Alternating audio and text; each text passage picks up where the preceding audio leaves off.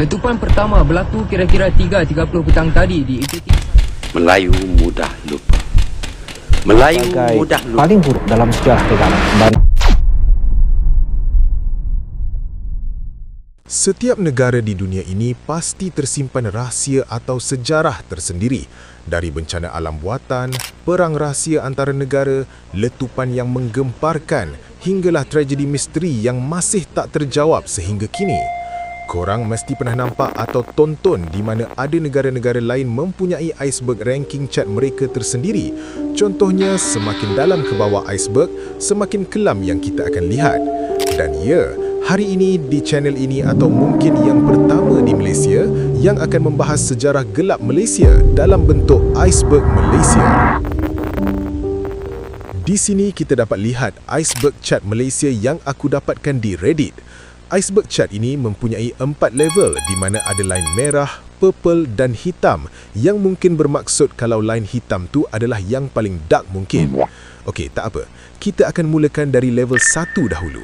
Dan untuk pengetahuan tambahan, aku hanya akan pilih satu sahaja kes atau nama-nama dari list ini dari setiap level kerana kalau aku gabungkan semua mungkin akan jadi terlalu panjang. Tapi kalau nak, boleh komen untuk aku buat part-part untuk semua list ni. Okey, saya akan cuba pilih list yang terbaik untuk setiap level supaya video ini tidak membosankan. So, let's jump into the video.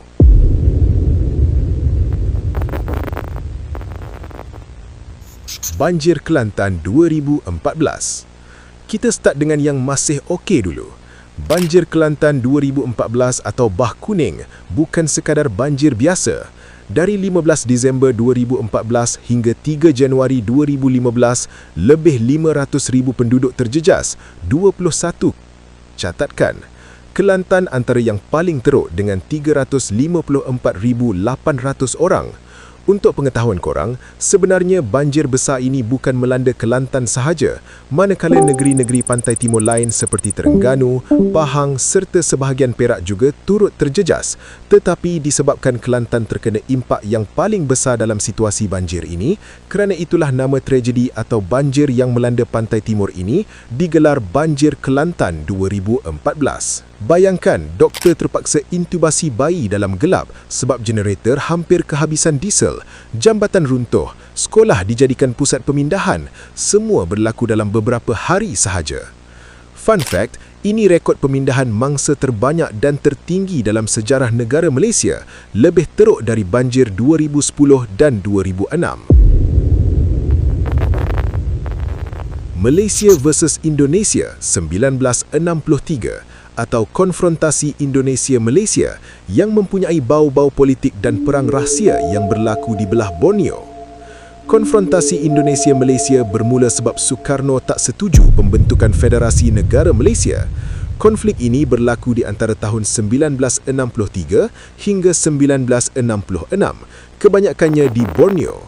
Serangan tersembunyi, pasukan ringan, Malaysia dapat sokongan dari United Kingdom, Australia dan New Zealand. Indonesia pula dapat sokongan dari USSR dan China ala-ala Cold War versi Asia. Casualty, 740 orang mati termasuk tentera dan orang awam. United Kingdom kehilangan 140 tentera, manakala Australia 23 tentera. Fun fact, walaupun perang ini berlaku berdekatan, majoriti rakyat biasa di Semenanjung cuma dengar cerita, tapi ketegangan dan infiltrasi tetap menakutkan. Hiroshima Sungai Buloh. Sekarang kita masuk level 3, memang seram dan tragik. 7 Mei 1991, kilang mercun Bright Sparklers di Sungai Buloh meletup jam 3.45 petang.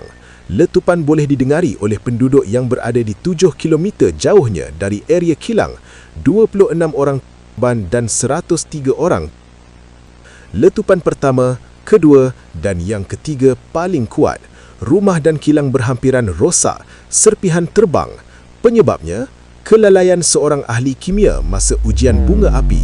Siasatan juga dibuat dan didapati kilang tersebut disahkan beroperasi secara haram dan menggunakan pekerja bawah umur. Fun fact, semasa operasi penyelamatan, gas beracun tersebar luas dan lebih 50 penyelamat mengalami simptom seperti bengkak, gatal muka dan badan.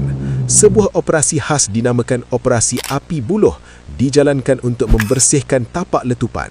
Selepas tragedi ini berlaku, kerajaan mengambil tindakan yang selamat iaitu mengharamkan mercun dan menutup semua kilang-kilang mercun di dalam negara Malaysia untuk mengelakkan perkara ini daripada berlaku lagi. Tragedi Double Six. Ini level paling bawah, paling misteri dan still unsolved bagi sesetengah pihak. 6 Jun 1976, pesawat Sabah Air GAF Nomad N22B terhempas di Sembulan, Kota Kinabalu. Semua 11 orang penumpang termasuk Ketua Menteri Tun Fuad Stephens maut dalam kemalangan ini. Punca masih misteri. Ada spekulasi khianat, kegagalan teknikal, lebihan muatan. Bayangkan ada sebuah parti yang baru tadi memenangkan pilihan raya tetapi tiba-tiba terhempas tanpa sebab yang pasti. Tidakkah pelik? Tragedi ini mengubah politik Sabah. Timbalan Ketua Menteri naik jadi Ketua Menteri sejurus selepas nahas.